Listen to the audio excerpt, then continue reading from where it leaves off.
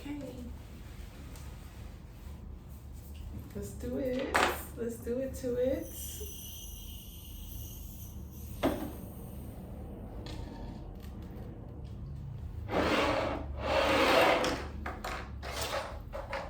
Okay.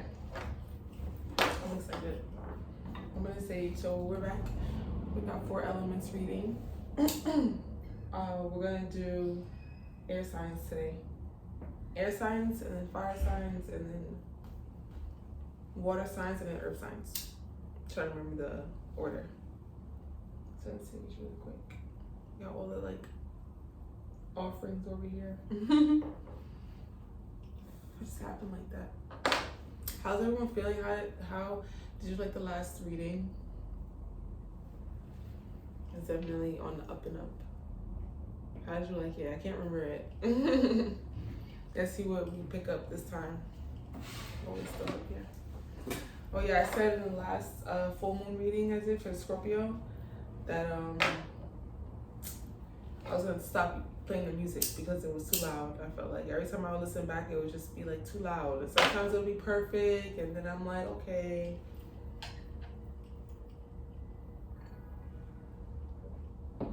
But it wasn't, sorry, it wasn't consistent enough, so.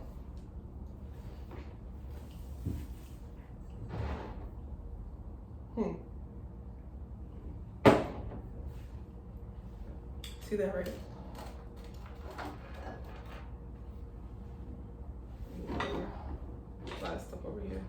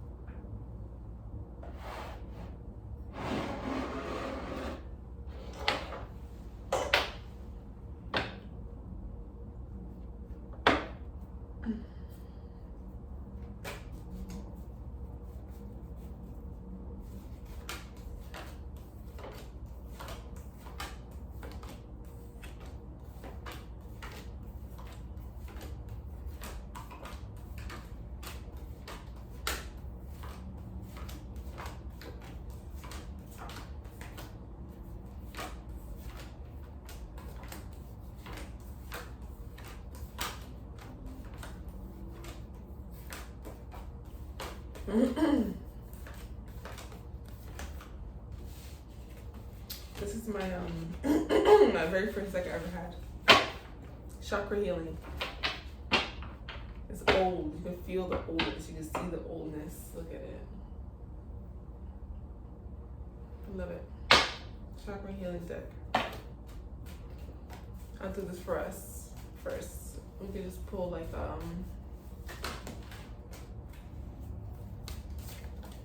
3 cards and then expand from there. This is for air signs. Welcome to the party, air signs. Welcome, welcome. You have so much to say. Hello. You have so much to say. What you gotta say? Who you talking to? You know what's so crazy? Gemini readings lately have been a lot about a spoken revelation. Mercury's in Gemini right now. And in retrograde, so it's definitely a lot of like sparks of communication wanting to happen or happening or being forbidden from happening. Definitely. And you guys are the communicators of the elements, the air. You speak, the sword, you strike, you decide, you think. So we want 3 cards. This gave us 4. Teacher, Gemini, So yeah. Moon card. It's in reverse, but whatever. Moon relationships. This deck doesn't really care about reversals.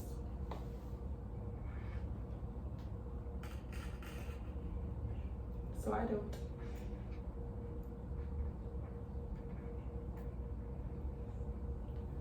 I like the music though. Maybe I just put it really, really low. Oh my god, I hope I don't regret this. Really, really low. Because the sound picks up so well. Sorry, I'm like. My throat is so itchy now.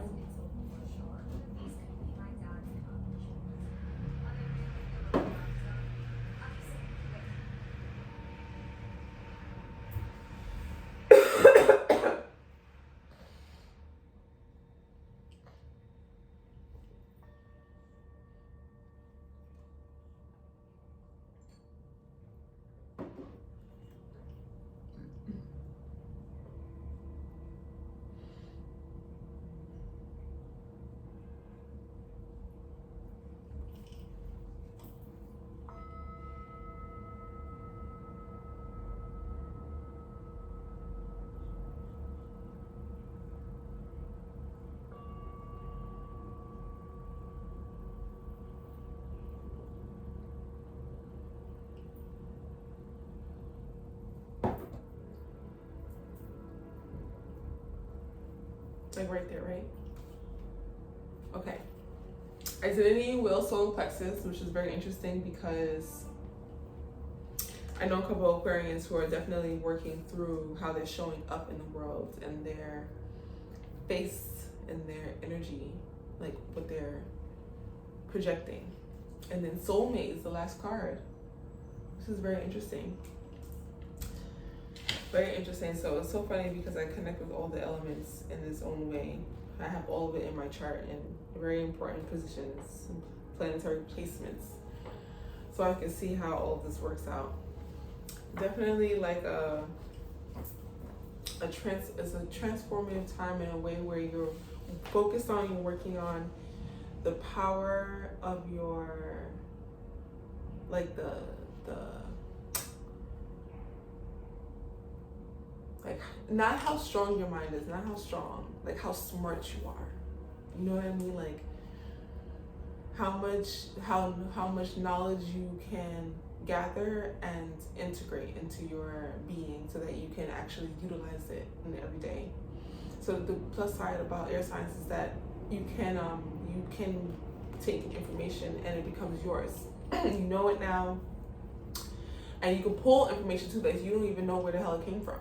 Like you're like, I have no idea how I know that, but I do. And you're right. It's like, so one thing I started focusing on was earth intuition, because they always talk about how water is the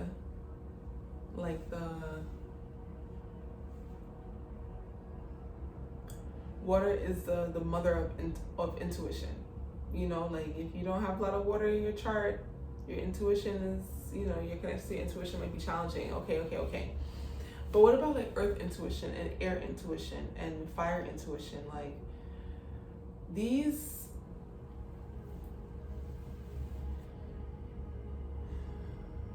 they're energy portals. What they feel like, you know, air and fire, and they all come with their own feelings, they all come with their own emotion, they all come with their own like vibration. So what about their intuition? So when we think about air intuition, you know things. I feel like the solar plexus is to know. Is it? I'm Googling it right now. I just did this study the other day and see, I can't remember what I researched. This is a good time right now to get into working on your memory. Like to remember things, you know?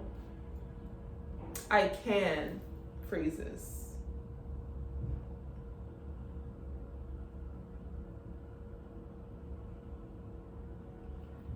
between the navel and solar plexus, so down here. Power, self-esteem, strength. Yellow, Ram.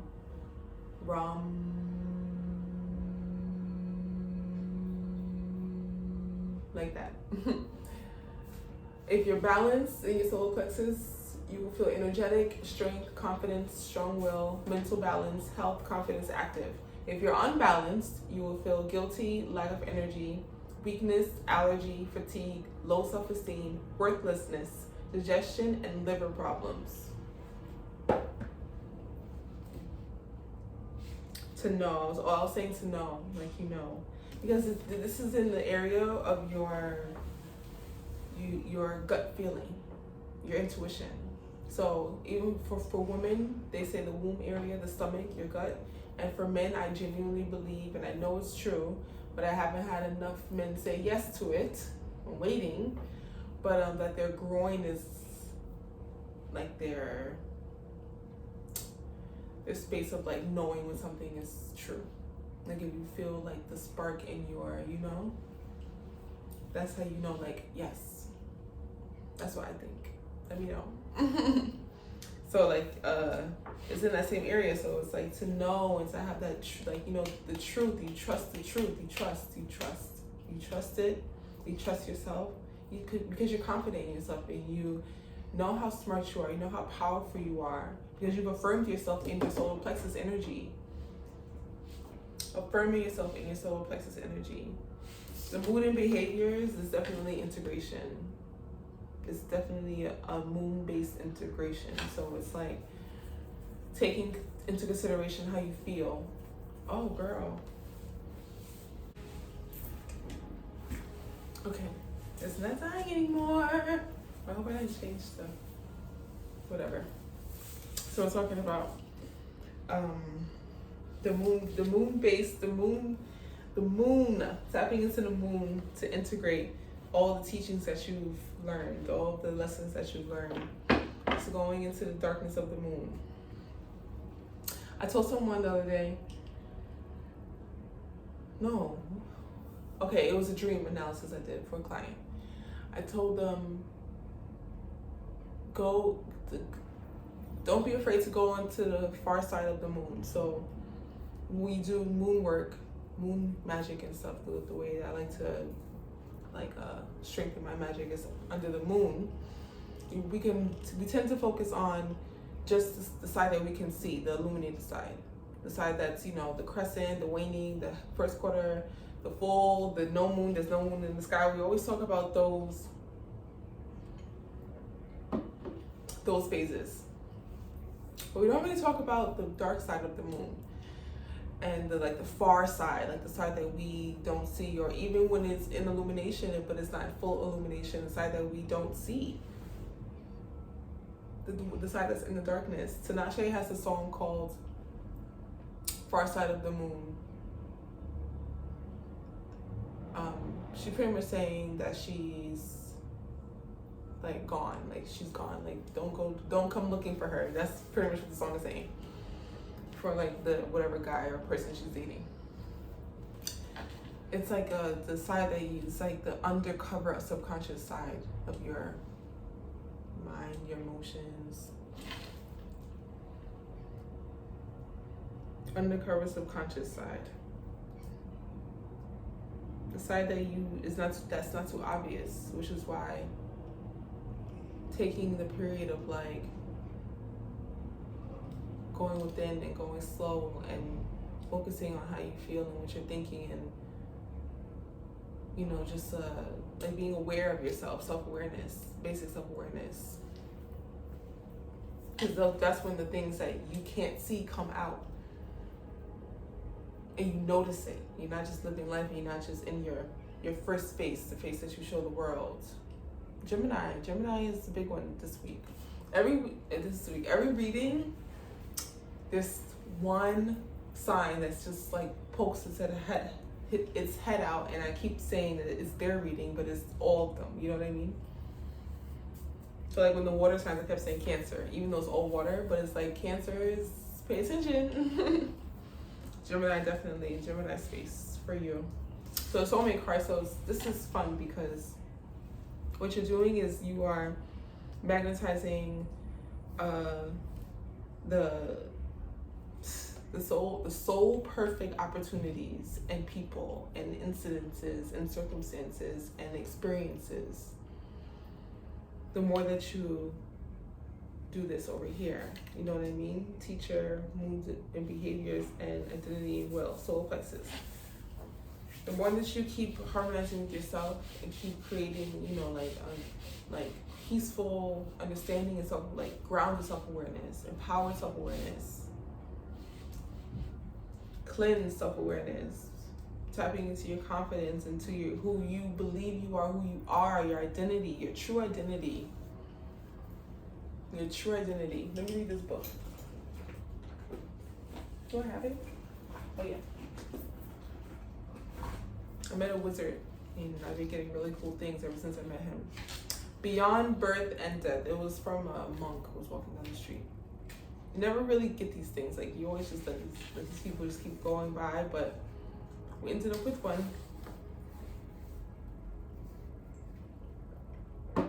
Okay. Chapter 1, this is just the first page. This is all I read so far, so I don't know what the rest of the book is about. But the very first step in self-realization is realizing one's identity as separate from the body. I am not this body, but am spirit soul, is an essential realization for anyone who wants to transcend death and enter into the spiritual world beyond. It is not simply a matter of saying, I am not this body, but of actually realizing it. This is not as simple as it may seem at first. Although we are not these bodies, but are pure consciousness, somehow or other, we have become encased within this bodily dress. If we actually want the happiness and independence that transcend death, we have to establish ourselves and remain in our constitutional position as pure consciousness.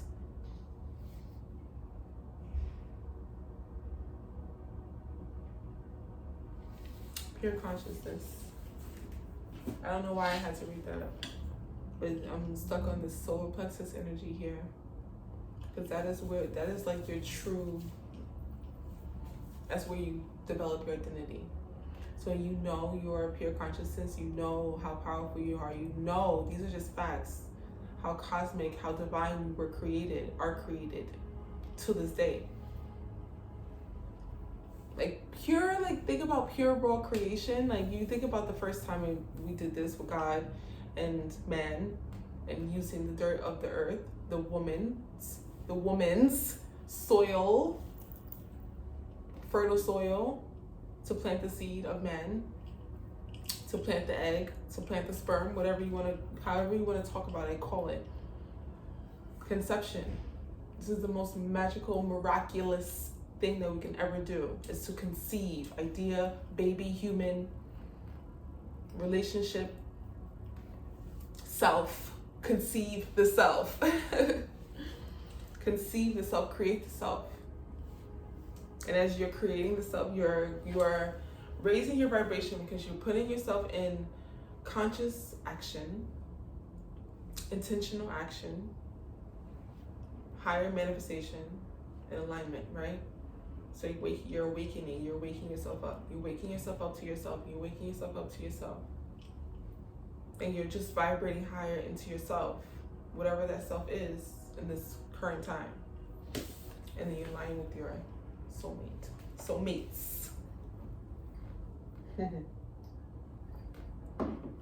Because let's be real.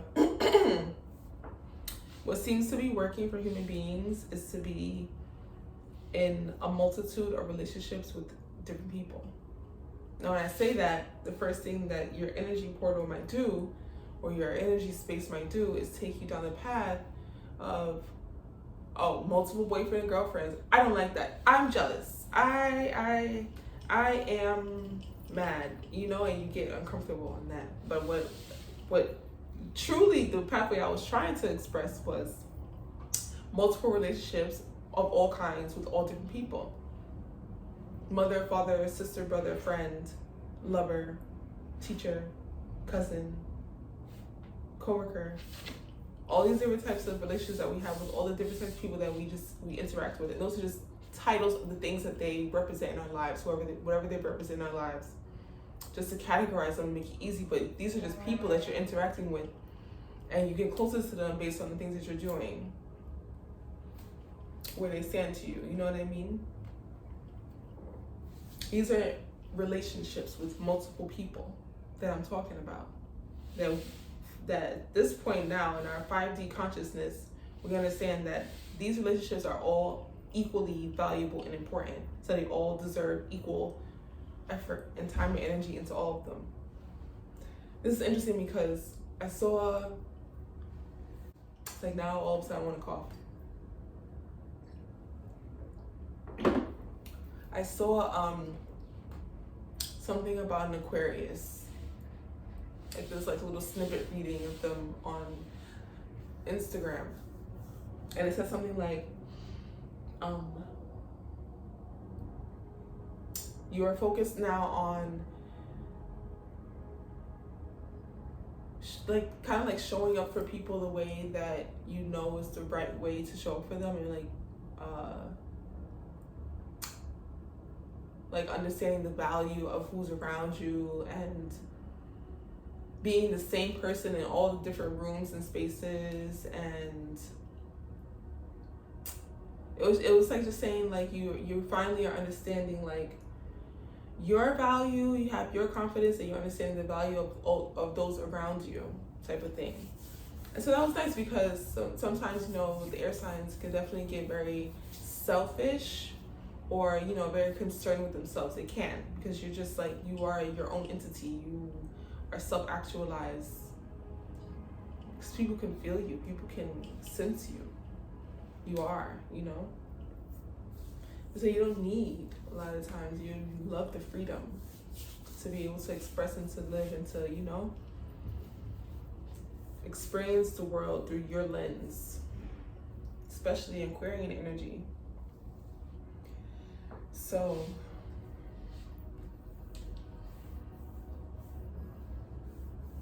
I forgot what my train of thought. The Aquarius reading, blah blah blah blah. Air signs. Their elements. I forgot what I was talking about. It was good though. Pick up whatever you pick up.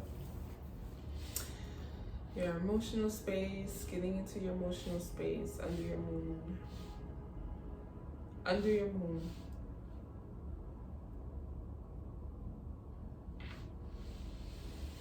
My mind is faster than my mouth. Always been that way.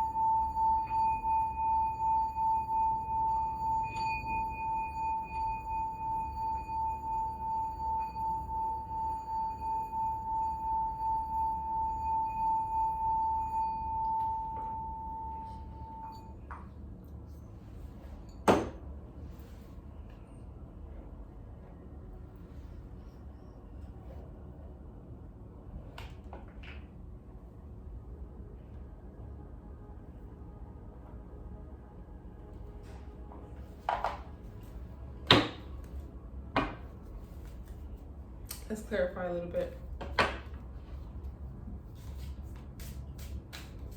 What is your biggest teacher right now, air signs? Oh shit, death. I said, oh shit, like. Death. Like it's scary. Bottom is like Page of Swords in reverse. Like it's scary. Ooh, death. Transformation and endings.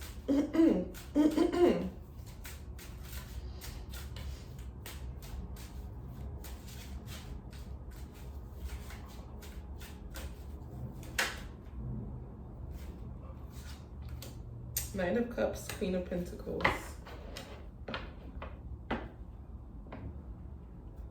Definitely some. The son and the mother. Your teacher. The son and the mother, and I thought about Jesus and his mother. The holy man and his mother. And I thought about Nipsey Hussle and his mother. The son and his mother. Those are your teachers right now.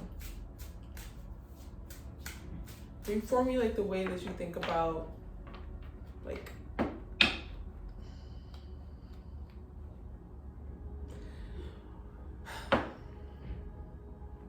when I say the son and the mother, I want you to think about, we always talk about, yeah, okay, you guys know I use the terms God and all these, like, that's how I see creation. So I want you to bear with me because I use it so often it feels like it's like played, but it's like that's all I got. Like God, Mother Earth as a mom of the man that God created as the mother, and planting the seed within her. So like God and Mother Mary and Jesus, or Zeus and the whatever number of women he's taken and their children, you know what I mean, like that.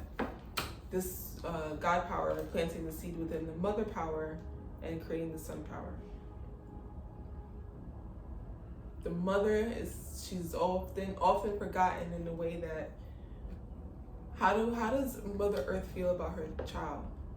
We talk about how God feels about his children, but what about how does she feel about her children? You know what I mean? Like how does Mother Earth feel about creating or being able to help create the man, the son, the first, the Adam, you know what I mean? The Adam and the Lilith, you know what I mean? Like creating her children, creation. How does she feel about that? How much love does she have for that? That's your teacher, Gemini. That's your teacher. Getting back into the pureness of creation, of your creation, of all creation. Eight of Pentacles. You're gonna have to do some digging. Wow, and then we're gonna segue into the moon. Moons and behaviors card. Let's clarify that one together. What's behind the moon for Gemini? The High Priestess. Oh, come on. It doesn't get any better than this, for real. The High Priestess. You know, like this is the crazy thing is that with tarot, it's like we get real deep and real far with what's going on, but it's at a certain point, you, the interpreter, the resonator, the one receiving, listening, knows exactly what's being expressed. Eight of Cups. Whatever you have to leave behind too, you have to grieve that. It's a grieving process, and you know exactly what it is, and you better do it. You better listen, because you may not even realize it. Look, Ten of Cups is on the other side of that. You might not even realize it, but you can like subconsciously downplay your life and yourself based on the things that you hold on to that you don't really think that is bad, but it can really fuck with you. And it's like it can be hard to really like pinpoint those things, but I feel like the High Priestess energy is kind of like when you hear someone say something or see something happening and your mind reacts and your thoughts start to trickle out.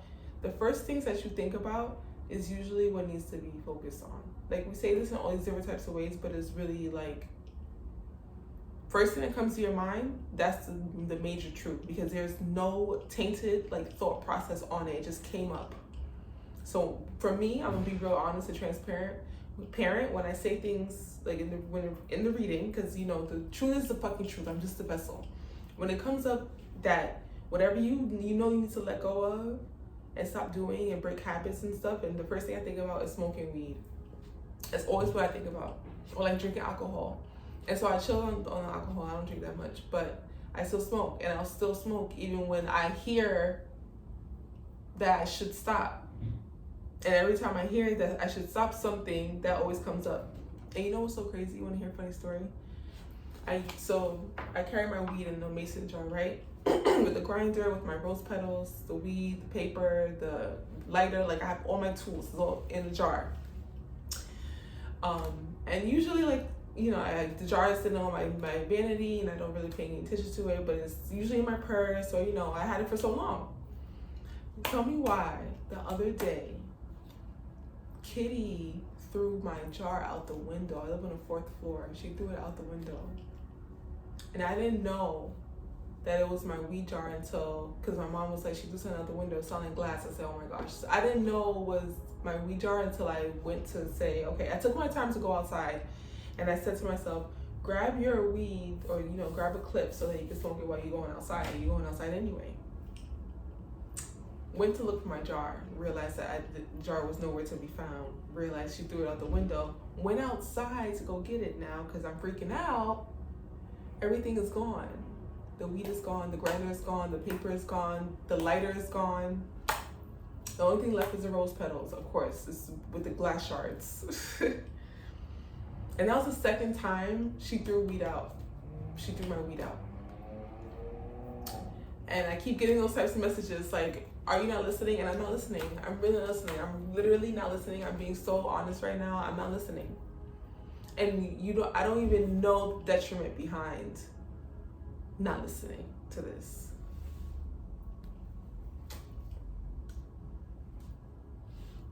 You don't even know the detriment behind not doing what you're supposed to do. I don't like how that feels. It feels like, be responsible.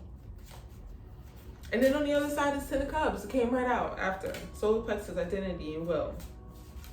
Solar Plexus chakra. 10 of Cups, drinking gold water. I know someone who talks about gold water, but I know nothing about gold water. And 2 of Cups, right there, right on top of the soulmate card. Marrying and making love to yourself. That's the story right there. Marrying and making love to yourself. You are the soulmate to yourself. There is no other outside external. And yes, we talk about that, you know. Yes, there's outside external people and beings who are your soulmates. Yeah. They are a reflection of you. We all exist in this world together. Yeah. But the only soulmate that truly matters is you as your own soulmate. So cliche. So true. So cliche and so true. I love that. It's the only way that you can really be. So you think about it. You think about you meet people and you're like, I have to get to know them, and I have to get to know them before I can love them, and I have to, you know, spend time with them and be honest with them, and all the ways that you want to show up for your, you know, the people that you're dating, the people that you like, this and that. Do that for yourself, type of thing. Like, be honest with yourself. Like, I just had to tell myself the truth. Be honest with yourself. Take yourself out. Try to impress yourself, you know, like, yeah, impress yourself, love yourself. Take care of yourself. And like build that, like, oh man, I never posted that Big Daddy energy video I made. Maybe I'll make it again. Talks about like kind of creating a divine masculine. Well, this is coming from like, you know, feminine energy, but if you're a man, you can, you know, flip it to divine feminine energy. You want it to be the opposing energy because it's kind of like mother to son, father to daughter, partner to, you know, basic like natural law, divine feminine, divine masculine.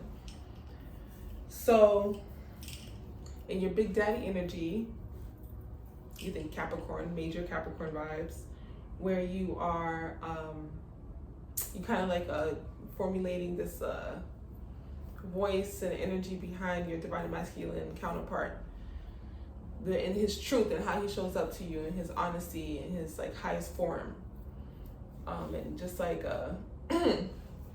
you know, empowering that aspect of yourself in the way that you want to see it, in the dad that you needed and the mom that you needed, you know, and that type of energy.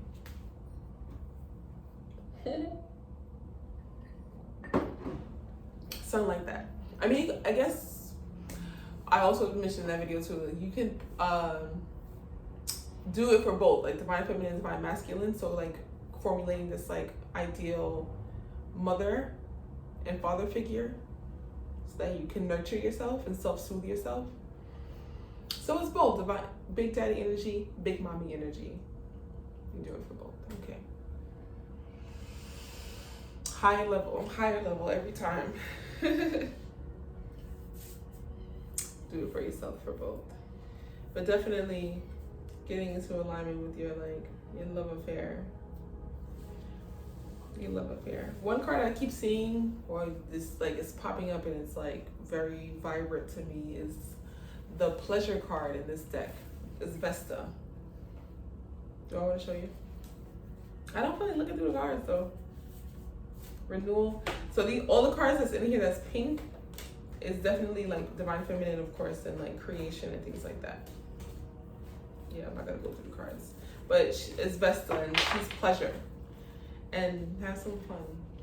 Have some fun. Have some healthy, good fun. It's time. It's time to release and express.